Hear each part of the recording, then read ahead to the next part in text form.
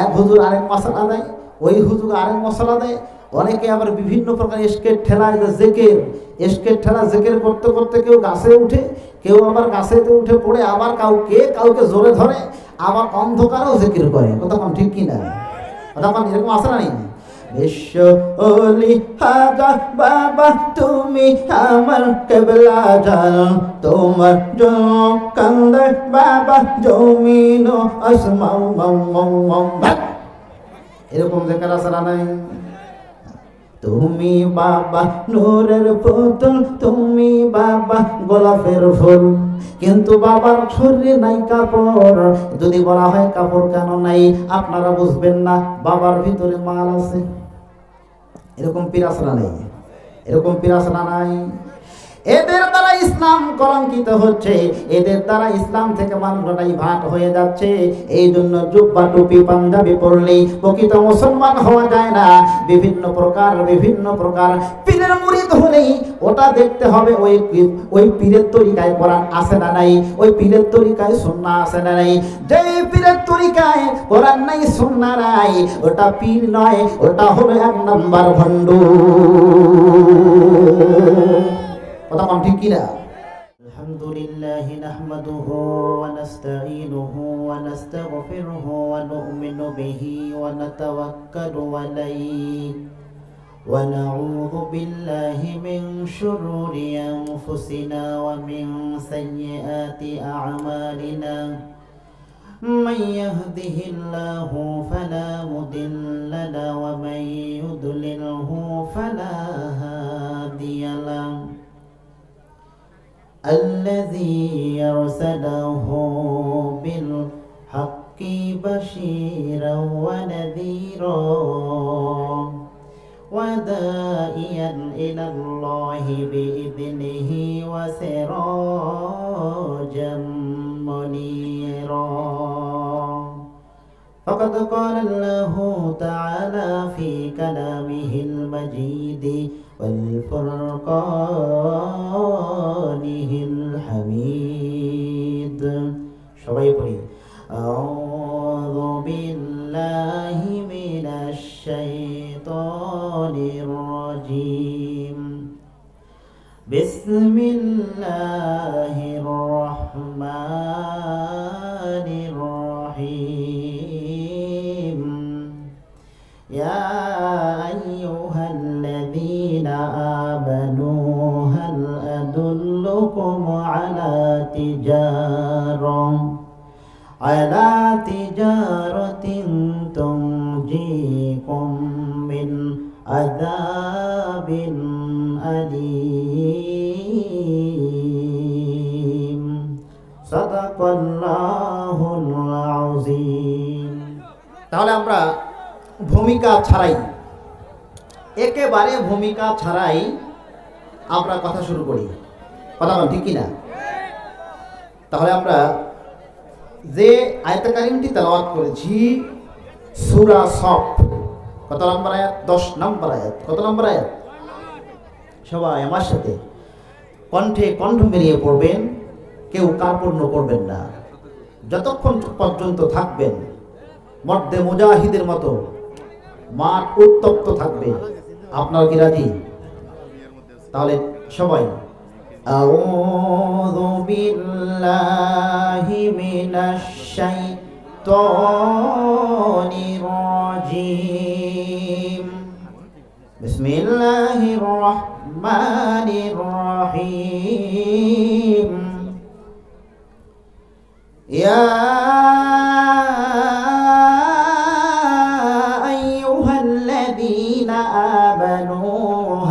أدلكم على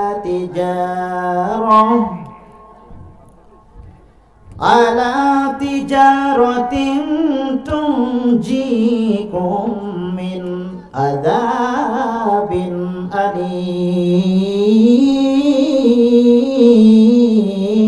أليم.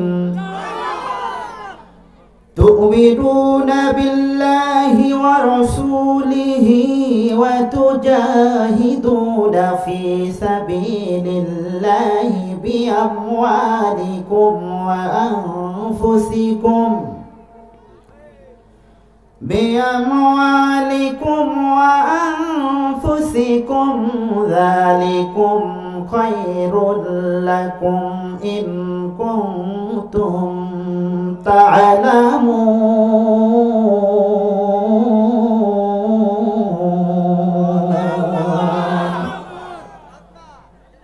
কোরআন শোনার পরে কেমন লাগে? আওয়াজ দিয়ে বলুন কেমন লাগে? একটি তথ্য আপনাদেরকে দিয়ে যাই। আজ থেকে প্রায় 12 বছর আগে ওই ইংল্যান্ডের তদানীন্তন সময়ে সবচেয়ে বেশি সুন্দরী গায়িকা, রচয়িকা, নায়িকা, নাম হলো তার গীতা সেনগীত। কি নাম?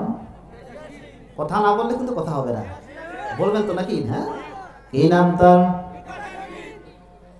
তার একটা কনফারেন্সের জন্য ডেট নেওয়ার জন্য 2 থেকে 3 বছর আগে বলার লাগে। ওই গীতা সেনগীতকে বলা হলো, একটি কনফারেন্সের দাওয়াত দেওয়া হয়েছিল।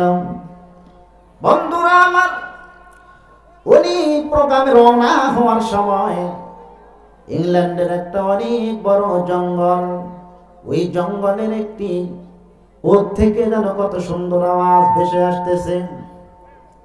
হঠাৎ করে ড্রাইভারকে রেখে বলল, ড্রাইভার, এতদিন তো মানুষ, আমার হাজার হাজার লক্ষ লক্ষ কোটি কোটি শ্রোতা আমাকে এক নজর এক পলক দেখার জন্য পাগল হয়ে যায়। 2 থেকে 3 বছর আগে ডেট নেয়, কিন্তু আজকে আমি মন্ত্রমুগ্ধের মতো পাগল হয়ে গেলাম। এটা কোত্থেকে আওয়াজ ভেসে আসতেছে আমার বোঝা আসতেছে না। দেখো তো গাছটি বাই করে দেখা হলো ওই ইংল্যান্ডের একটি বড় জঙ্গল, অনেক বড় বড় জঙ্গল। ওই বড় জঙ্গলের মধ্যে কোত্থেকে যেন আওয়াজ ভেসে আসতেছে। এবার একদম যখন কাছে গিয়ে দেখতেছে, অন্য কেউ নয়, ওখানে একটি কোরআনের প্রতিযোগিতা হচ্ছে। আরো জোরে কোন? গীতা সেনগীত। নামটা মনে রাখবেন, কি নাম? গীতা সেনগীত। উনি এবার বললেন, ড্রাইভার, আর দেরি করা যাবে না, এখানেই তুমি গাড়ি স্টপ করো। গাড়ি এখানে থামিয়ে দেওয়া হলো। এবার জিজ্ঞাসা করা হলো, যিনি কোরআন তেলাওয়াত করছে, উনি তো কোরআন তেলাওয়াত বুঝে না, উনি মনে করতেছে যে গান বলতেছে, মন্ত্র বলতেছে, ওই মন্ত্রটা আমার শোনা দরকার। কাছে গিয়ে বলা হলো, এই মন্ত্র শুনবে, এই মন্ত্র শুনবে কে? এই মন্ত্র গাইলো আর বলল। এবার যখন কাছে গিয়ে একজন স্টুডেন্টকে বলা হলো, ওই স্টুডেন্ট ডেকে বলল, ম্যাডাম, এখানে যদি আপনাকে আসতে হয়, আপনাকে 1 নম্বরে পর্দা করতে হবে, 2 নম্বরে আপনার সামাজিকতা রক্ষা করতে হবে, আপনাকে পাক পবিত্রতা অর্জন করতে হবে। ম্যাডাম ডেকে বলল, ও মাদ্রাসার তলবে এলেম, শোনো শোনো, শুধু এতটুকু সামাজিকতা কেন? আমি তোমাকে বলে দিলাম, শোনো, এটা করার জন্য, দেখার জন্য অন্য কিছু করা লাগলেও লাগতে পারতো। দেখো আজকে হাজার হাজার লক্ষ লক্ষ কোটি কোটি মানুষ আমার কনফারেন্স দেখার জন্য পাগল হয়ে রয়েছে, ওটাকে ডাইভার্ট করে দিলাম, ক্যান্সেল করে দিলাম, যতক্ষণ না পর্যন্ত তুমি আমাকে কোরআন কারীম তেলাওয়াত না শোনাবে। আর মুসলমানেরা, আজ বিজ্ঞানের যুগে, প্রযুক্তির যুগে মানুষ কোরআনের দিকে ধাবিত হচ্ছে। অমুসলিমরা কালেমা পড়ে মুসলমান হচ্ছে, কোরআন রিসার্চ করতেছে, গবেষণা করতেছে, ও হাজার হাজার অমুসলিম কালেমা পড়ে মুসলমান হচ্ছে। আর মুসলমানেরা কপাল পোড়া, কোরআন এসেছে মানুষকে গাইডলাইন দেখার জন্য, ভাগ্য পরিবর্তন করার জন্য, কিন্তু মুসলমানেরা কোরআনের ধারে কাছেও যায় না। বোঝাবেন ঠিক কিনা? আল্লাহ রাব্বুল আলামিন ডেকে বললেন, মা আনজালনা আলাইকাল কুরআনা লিতাশকা। কোরআন এসেছে মানুষের ভাগ্য পরিবর্তন করে দেওয়ার জন্য, কোরআন এসেছে 0 থেকে হিরো বানার জন্য, কিন্তু এই মানুষেরা কোরআন পড়ে না, কোরআনের ধারে কাছেও যায় না। কোরআন যা যা বলেছে বরং শোনার পরে মুখগুলা কালো করে দেয়। আর যারা মুখগুলা কালো করে, এরা কখনো প্রকৃত মুসলমান হতে পারে না, এরা একমাত্র সাইনবোর্ডধারী মুনাফিক ছাড়া কিছু হতে পারে না। কথা বল ঠিক কিনা? তদানীন্তন সময়ে ওই গীতা সিংহের দেখে বললো, বাবা এই মুহূর্তে তুমি আমাকে পড়ায় দাও কালেমা লা ইলাহা মুহাম্মাদুর রাসূলুল্লাহ। এই মুসলমানেরা, যুগে যুগে ও মুসলিমেরা, কালেমা পড়ে মুসলমান হলো একটি তথ্য শুধু নয়, হাজার হাজার যদি তথ্য দেওয়া হয় রাত শেষ হয়ে যাবে, কিন্তু তথ্য শেষ হবে না। ডক্টর মরিস বুখাইরি, ধরে বলেন কি, কোরআন রিসার্চ করতে করতে মুসলমান হয়ে গেলেন। নীল আর্মস্ট্রং বিজ্ঞানী কোরআন রিসার্চ করে করে তাদের দেশে গিয়েছিলেন, ওখান থেকে মাটি নিয়ে আসার পরে গবেষণা করে উনি মুসলমান হয়ে গিয়েছিলেন। কথা কোন ঠিক কিনা? কোরআন দেখে বললাম complete and balanced code of life, পরিপূর্ণ ভারসাম্যপূর্ণ আকারে এই মানব জাতির হেদায়েতের জন্য কোরআন এসেছে। কিন্তু দুঃখজনক বিষয়, এই কোরআন আমরা পড়ি না। এখন যারা আমার নামাজ পড়ে, ম্যাক্সিমাম নামাজীদের কোরআনুল কারীম সহিহ নাই। তাহলে যতক্ষণ না পর্যন্ত এই কোরআন পড়বেন না, কোরআন বুঝবেন না, কোরআন দিয়ে বিচার ফায়সালা ততক্ষণ পর্যন্ত করতে পারবেন না।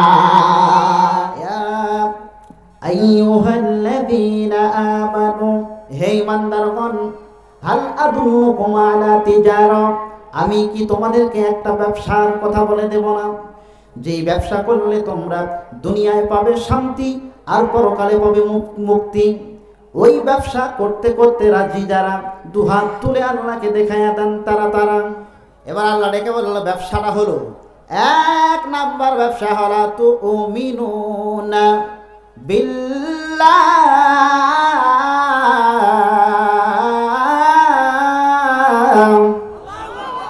আল্লাহর প্রতি ঈমান। কার প্রতি ঈমান? ওয়া রাসূলিহি ওয়া তুজাহিদুনা ফি সাবিলিল্লাহ,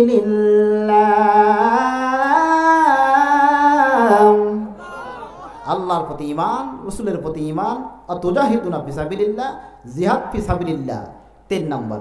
এখন জিহাদের বিষয় যেহেতু বলেছে, এখন আমি আপনাদেরকে বলি জিহাদ হলো 3 প্রকার। কয় প্রকার? 3 প্রকারের মধ্যে 1 নাম্বারটা হচ্ছে নফসের সঙ্গে জিহাদ করা। কি করা? নফসের সঙ্গে জিহাদ করা।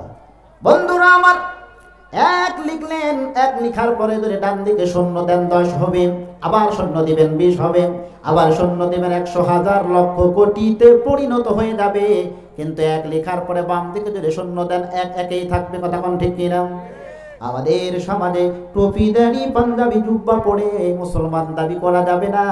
প্রকৃত মুসলমান হলো তারা, 1 ওয়াক্ত নামাজ কাজা করে না যারা, তারা। কথা কোন ঠিক কিনা? ফজরের সময় যখন মুয়াজ্জিন সব মধুর কণ্ঠে আযান দেয়, আসসালাতু খায়রুম মিনাদ নাওম, নামাজ ঘুমের চেয়ে, নামাজ, আওয়াজ দেন, ঘুমের চেয়ে। কেমন করে ঘুমাও তুমি, ফজর করো কাজা, এমন তো হতে পারে জোহরে জানাজা তোমার, এমন তো হতে পারে জোহরে জানাজা। কথা কোন ঠিক কিনা? ও আমার ইমানদার ভাইরা, ও আমার মুসলমান ভাইরা, আল্লাহ বললেন, ইয়া আইয়ুহাল্লাযীনা আমানু, হে ইমানদারগণ, ইমানদার তো তারা, নামাজ কাজা করে না যারা, তারা। কথা কোন ঠিক কিনা? আল্লাহ ইচ্ছে করলে ডাক দিয়ে বলতে পারতেন, ইয়া আইয়ুহাল উসাস, হে পাপীরা, কিন্তু পাপীরা না বলে আমাদেরকে ডাকলেন, এই ইমানদারগণ, তোমাদেরকে আমি কি একটা ব্যবসার কথা বলে দেব না? এই ব্যবসা তোমরা যদি করতে পারো, 1 নাম্বারটা তুমিনুনা বিল্লাহ, ওই ঈমান যদি আনতে হয় 1 নম্বরে নামাজ কায়েমের আন্দোলন করা লাগবে। কথা কোন ঠিক কিনা? এত নামাজের আওয়াজ করা হলো, নামাজি বাড়ে না।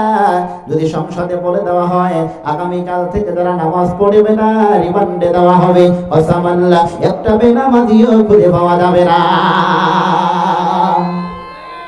কথা কোন ঠিক কিনা?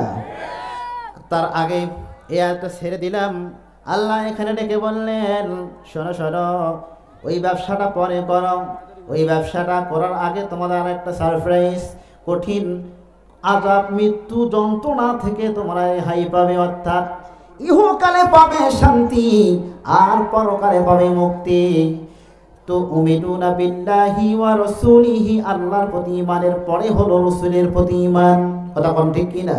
রাসূল যা যা করে গিয়েছে, রাসূলের বাস্তব জীবন, লাকাদ কানা লাকুম ফি রাসূলিল্লাহি উসওয়াতুন হাসানাতুন লিমান কানা ইয়ারজুল্লাহ।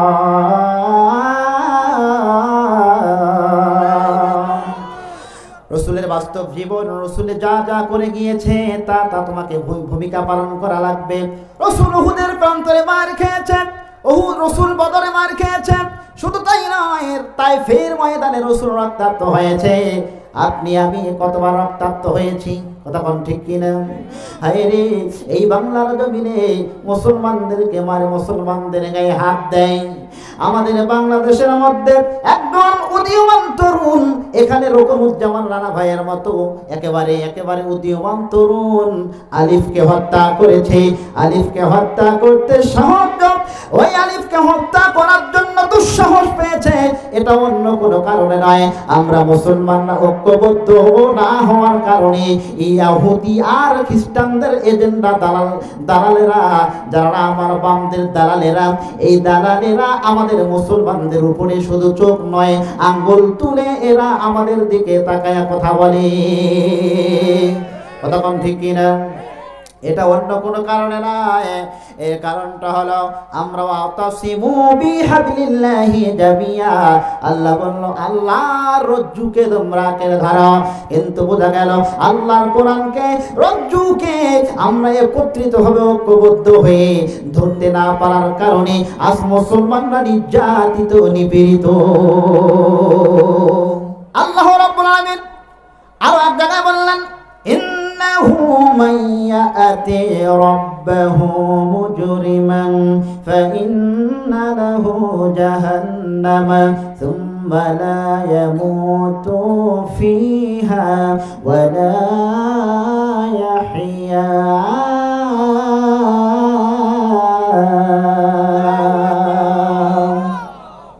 রবের সামনে তোমরা যখন অপরাধী রূপে দাঁড়িয়ে যাবে, অপরাধী রূপে যখন দাঁড়িয়ে যাবে, আল্লাহর সামনে দাঁড়াবার পরে তোমাদের একটাই মাত্র স্থান হবে জাহান্নাম।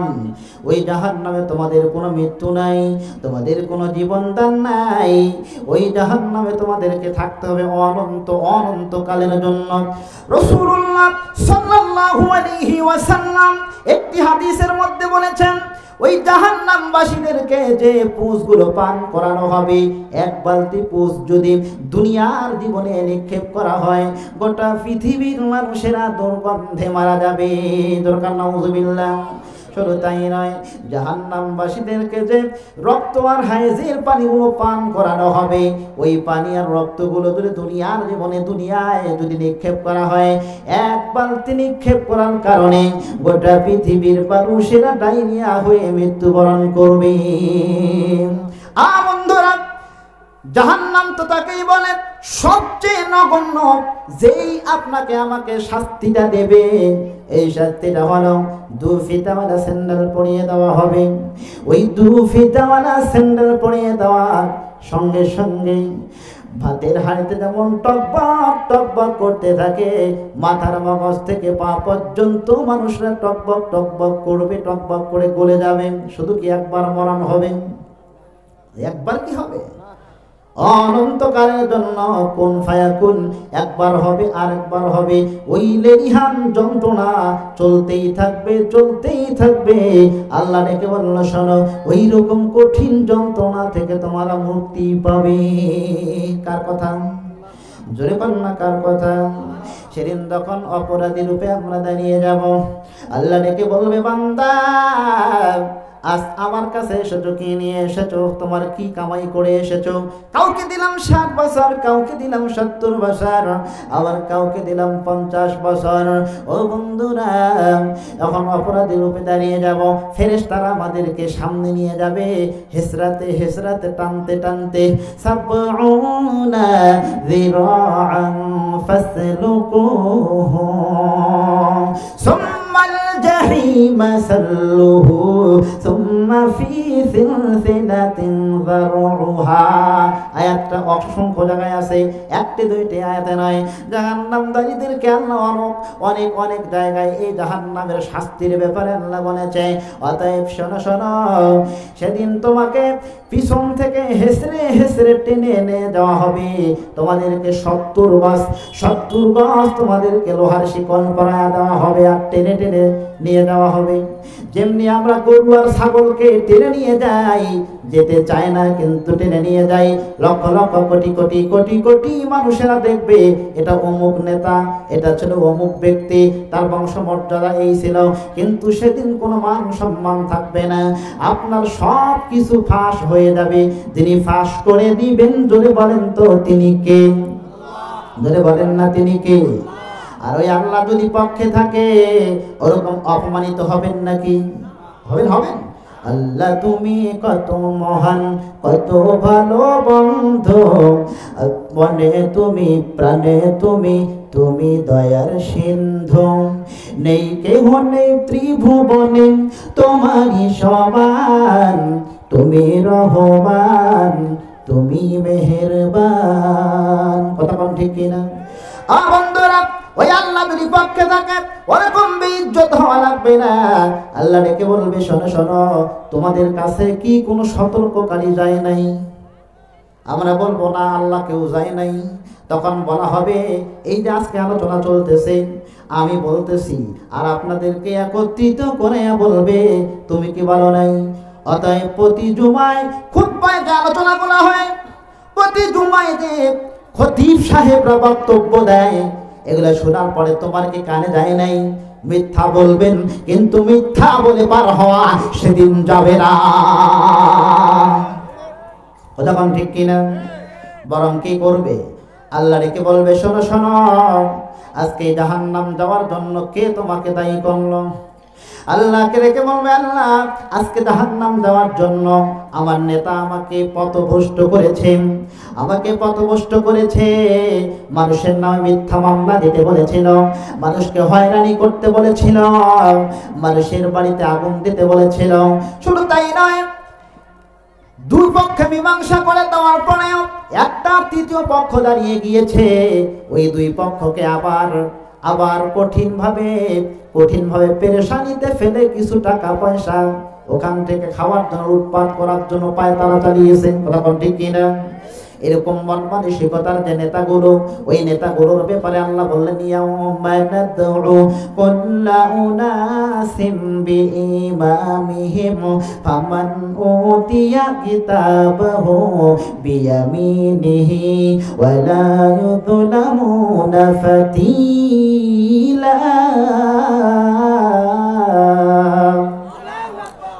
সেদিন ডাকানো হবে নাদু কুল্লা উনাসিম, প্রত্যেক নেতা সহ তার দল অনুসারীদেরকে।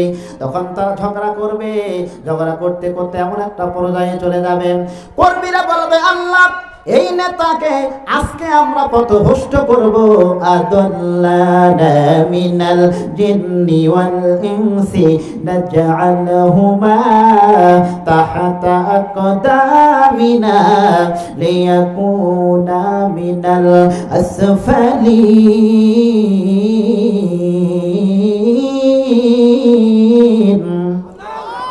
ওই সমস্ত নেতাদেরকে আমরা আজকে পায়ের তলায় পিষব। এখন আপনারা বলেন, ওই সমস্ত যেই দলে কোরআন নাই, যেই দলের কর্মসূচি কোরআন হতে পারে না, যেই দলের কর্মসূচিতে ইসলাম নাই, দিন নাই, জীবন ব্যবস্থা নাই, সামাজিকতা নাই, ওই দল আমাদেরকে করা যাবে? জোরে বলেন যাবে? তাহলে আজ থেকে ওয়াদা করতে হবে, প্রমিস করতে হবে, যেই দলের কর্মসূচি কোরআন দিয়ে, যেই দলের কর্মসূচি বিসমিল্লাহ দিয়ে, ওই দলকে সমর্থন করা দরকার আছে না নাই? মান তাশাব্বাহা বিকওমিন ফাহুয়া মিনহুম, যার সাথে তার মহব্বত, তার সাথে তার হাসর নাসর কে বলেছেন? রাসূলুল্লাহ সাল্লাল্লাহু আলাইহি ওয়াসাল্লাম ডেকে বললেন, শোনো শোনো, তোমরা যদি আমার ওয়া রাসূলিহি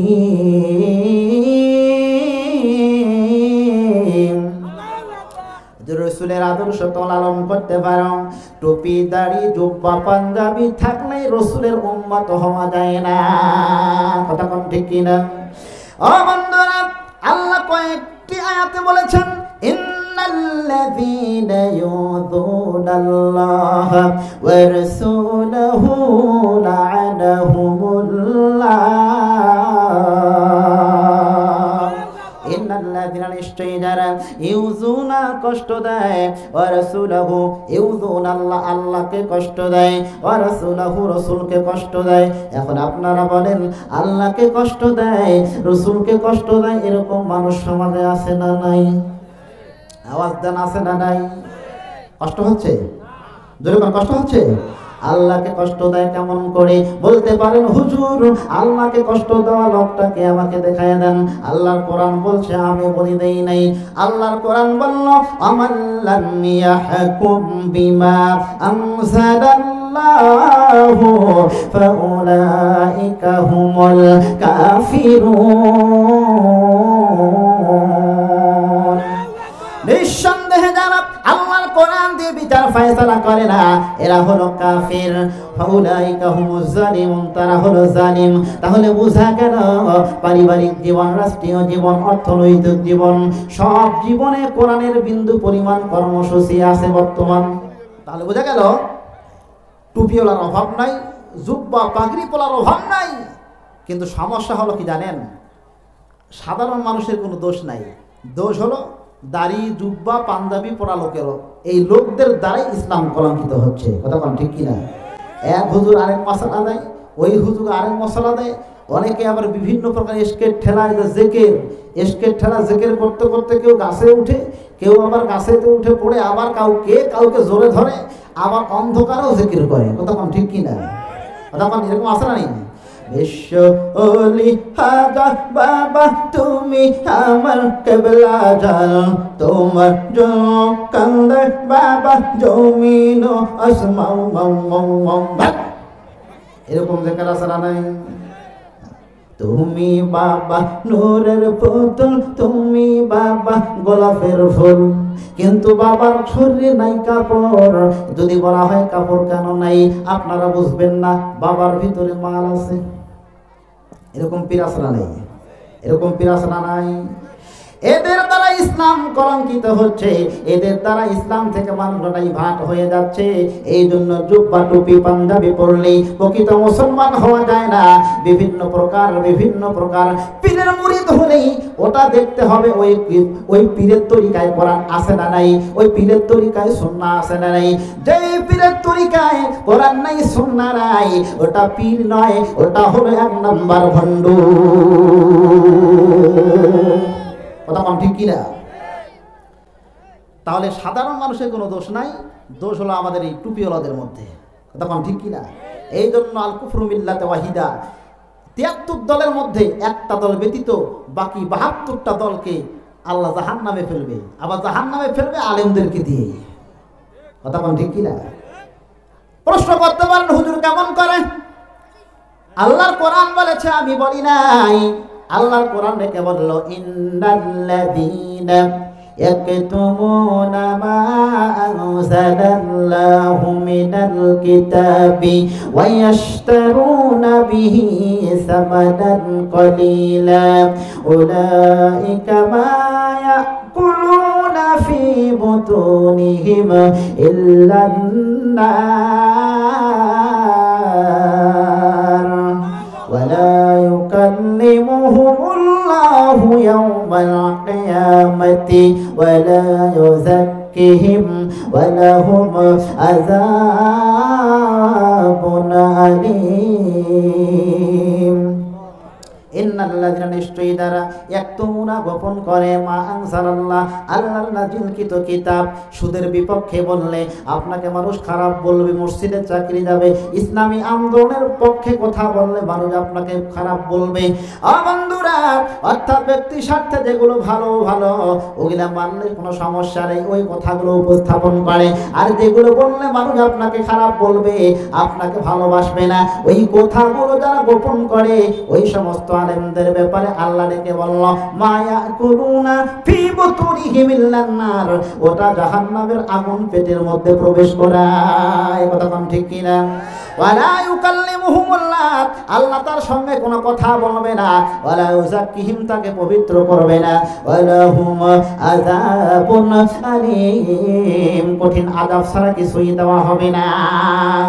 তাহলে মনে আছে আপনাদের ওই যে 70 গজ লম্বা জিঞ্জির দিয়ে নিয়ে যাবে এই সমস্ত আলেমদেরকে, আর ওই সমস্ত ইসলাম বিরোধীদেরকে নিয়ে যাবে জাহান্নামের দিকে হাসরাইতে হাসরাইতে।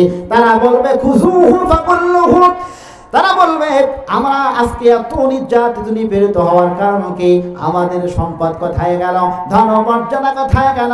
আমাদের প্রাচুর্য কোথায় গেল? কোথায় গেল সে পাওয়ার? কোথায় গেল সে আমাদের এত বড় পাওয়ার?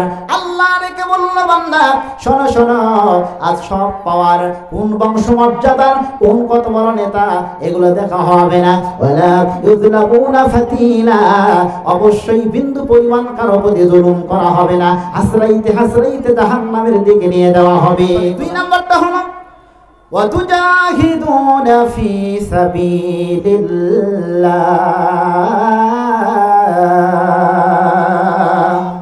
আল্লাহ রাস্তায় জিহাদ করা। জিহাদ হলো 3 প্রকার। কয় প্রকার?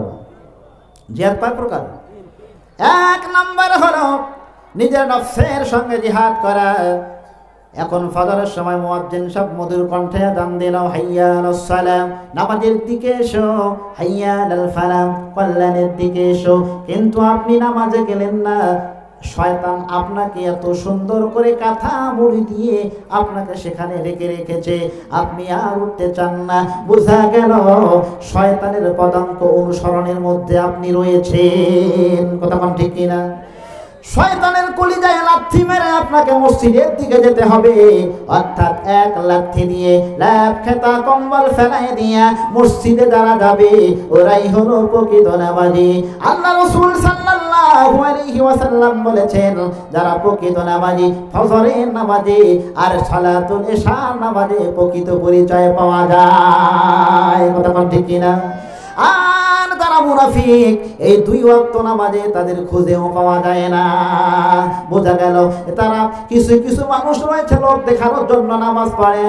ওয়াইদা কমু ইলা সালাতি কমু কুসালা ইউরাউনান নাস।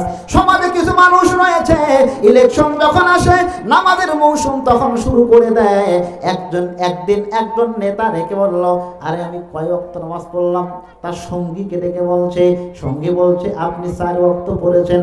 বলতেছে এটা কিসের ওয়াক্ত? বলে যোহরের ওয়াক্ত। উনি বলতে তওবা তওবা, যোহরের ওয়াক্ত যদি হয়ে থাকে ফজর থেকে যোহর পর্যন্ত 2 ওয়াক্ত, আমি 4 ওয়াক্ত পড়লাম। তার মানে মানুষ যখনই দেখে তখনই নামাজ পড়ে, হাতে তাসবিহ আবার হাতে আলখাল্লা, সুন্দরভাবে টুপি পাঞ্জাবি পরিয়া মানুষের দ্বারে দ্বারে যায় ধর্মকে পুঁথি করিয়া। এরাই হলো 1 নাম্বার ধর্ম ব্যবসায়ী।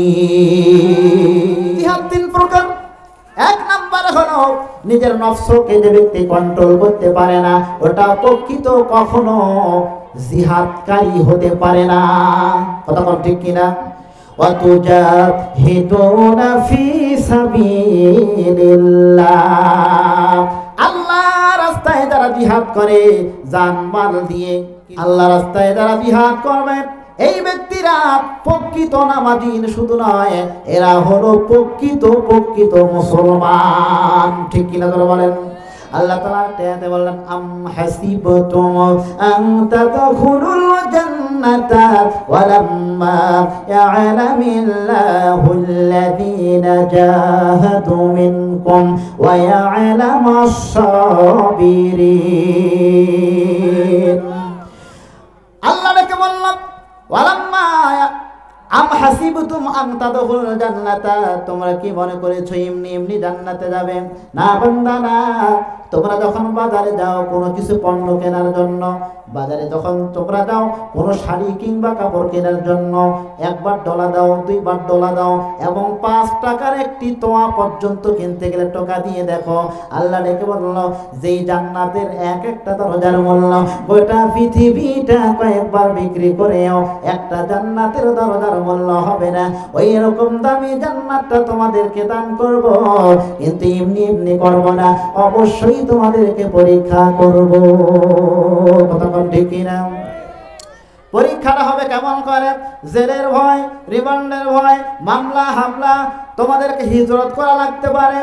বন্ধুরা, আল্লাহ রাসূল সাল্লাল্লাহু আলাইহি ওয়াসাল্লাম সহ 1 বছর নয় 3.5 বছর উনি জেল খেটেছেন। কতক্ষণ ঠিক কিনা?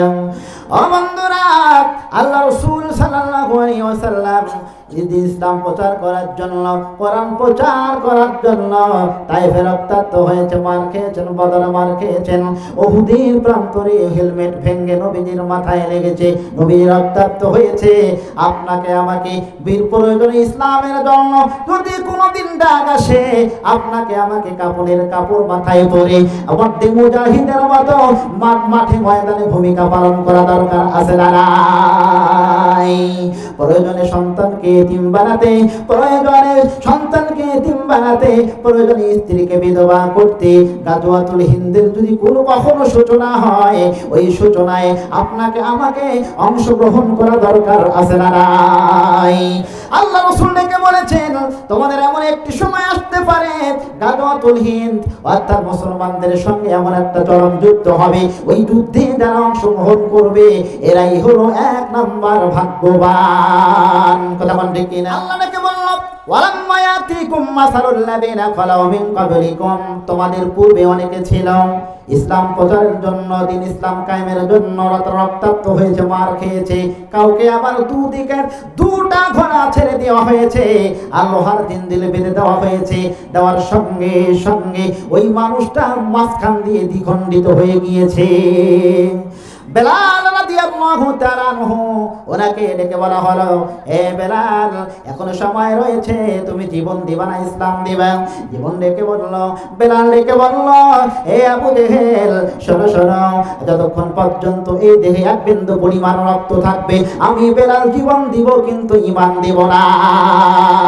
শুধু তাই নয়, উত্তপ্ত বালুর উপরে সৈন্য দিয়া চাবুক প্রহার করেছিল, আর মারতে মারতে মারতে মারতে বলা হলো, এ বেলাল, বলো বলো, তুমি জীবন দিবা না ঈমান দিবা? বেলাল ডেকে বলল, হে আবু জেহেল, তুমি যতই আমার উপরে টর্চারিং করো না কেন, আমার উপরে নির্যাতন করো না কেন, কসম করে বলি, উনি এবার এই আঙ্গুলটা তুলাইয়া দিয়া বোঝাতে চাচ্ছেন, আহাদ আহাদ আহাদ, যতক্ষণ পর্যন্ত আমি 1 বিন্দু পরিমাণ রক্ত থাকবে আর নিঃশ্বাস চলবে, আল্লাহ ছাড়া কাউকে পরোয়া করি না।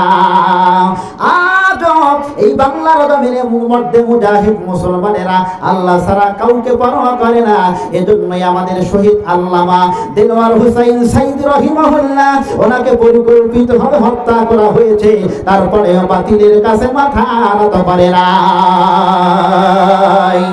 জিহাদ শুধু আমরা না, আল্লাহর জমিনে যত পৃথিবীতে নবী রাসূল এসেছেন প্রত্যেকেই আল্লাহর জমিনে জিহাদ করেছে, মার খেয়েছে, রক্তাক্ত হয়েছে, বদরে হয়েছে, উহুদে হয়েছে।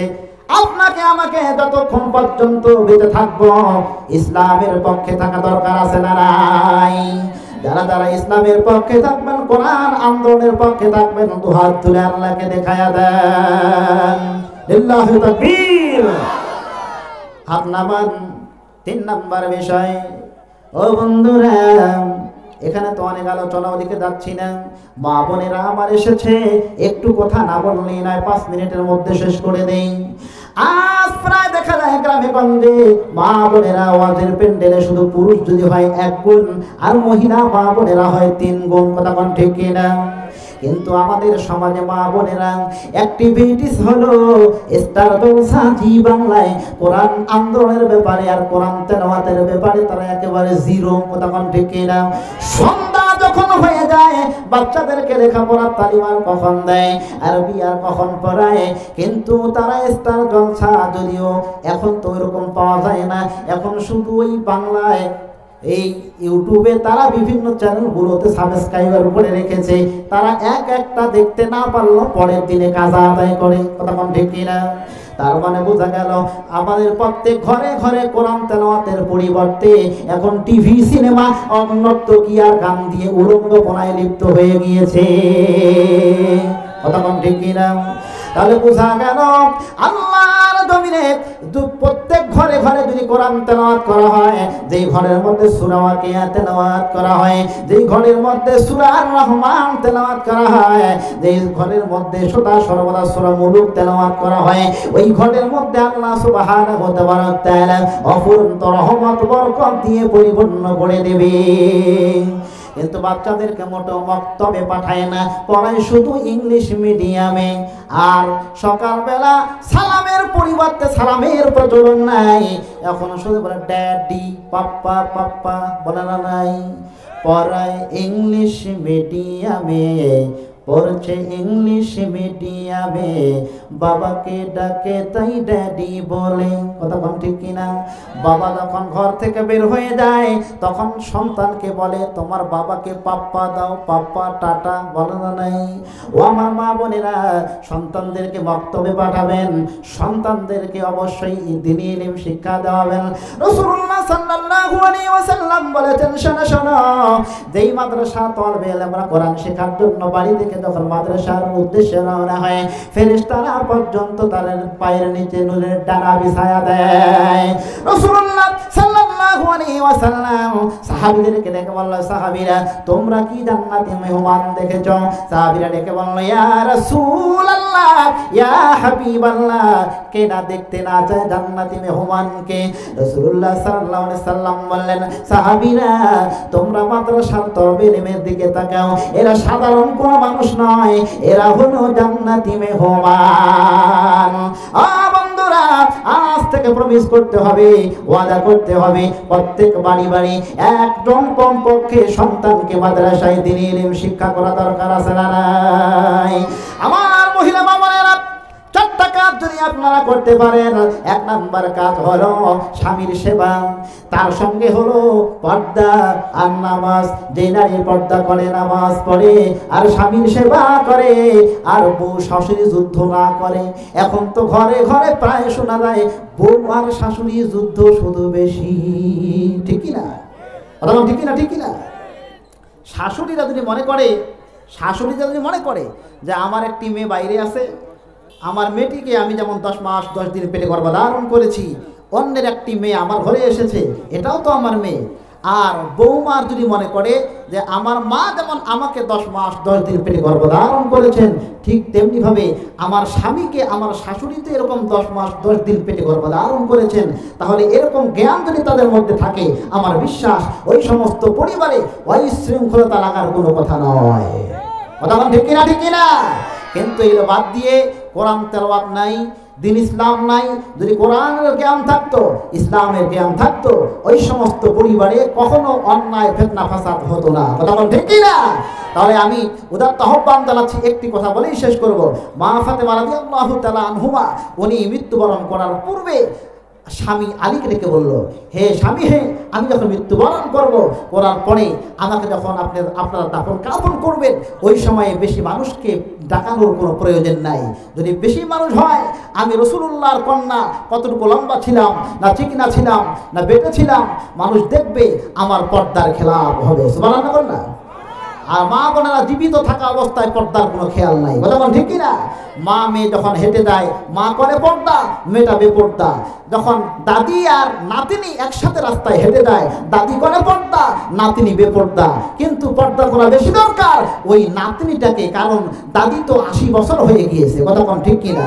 সব সমস্যা সমাধান হতো পর্দার আইন যদি পার্লামেন্টে পাশ করা হতো, এরকম বেপর্দা উলঙ্গপনা থাকতো না। কথা বলেন ঠিক কিনা?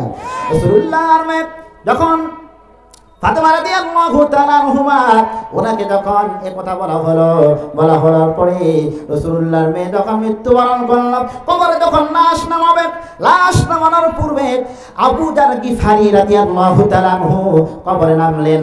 নামার পরে কবরকে জিজ্ঞাসা করেছেন, হে কবর, তুমি কি জানো আজকে তোমার ভিতরে কাকে রাখা হচ্ছে? কবর থেকে কোনো প্রশ্ন নাই। একবার দুইবার বলা হলো, কোনো প্রশ্ন নাই, উত্তর নাই। এবার অবশেষে বলা হলো রাসূলুল্লাহ সাল্লাল্লাহু আলাইহি ওয়াসাল্লামের কলিজার টুকরা মেয়ে ফাতেমাকে তোমার ভিতরে রাখা হচ্ছে। কবর থেকে কোনো প্রশ্ন নাই। হঠাৎ করে অদৃশ্য আওয়াজ ভেসে আসলো, হে আবু যার, কাকে ধমক দেখাচ্ছ? আমি চিনি না আলী রাদিয়াল্লাহু তাআলা আনহুর স্ত্রীকে, আমি চিনি না হাসান হুসাইনের মাকে, আমি চিনি না জান্নাতের সন্তানিনী ফাতেমা রাদিয়াল্লাহু তাআলা আনহুকে, আমি চিনি একমাত্র আমল। কথা ঠিক কিনা? আমার মা বোনেরা, এই জন্য 4টা কাজ যদি জরুরি আপনারা করতে পারেন। 1 নাম্বার পর্দা নামাজ, স্বামীর সেবা আর শ্বশুরি এবং শ্বশুরের সেবা। কসম আল্লাহ সুবহানাহু তাআলা আপনাদের উপরে খুশি হবে, সন্তুষ্ট হবে। আল্লাহ তাআলা ওনার সঙ্গে সঙ্গে জান্নাতুল ফিরদাউসে অবস্থান করায়া দিবে। কথা ঠিক না? আল্লাহ তাআলা আপনাকে আমাকে আজকের এই আলোচনায় বাস্তব জীবনে শ্রোতা এবং বক্তাকে আমাকে উপকৃত হওয়ার তৌফিক দিক। এবং যতক্ষণ আলোচনা করেছি কেউ যদি মনঃক্ষুণ্ণ হয়ে থাকেন ক্ষমাসুলভ দৃষ্টিতে দেখবেন।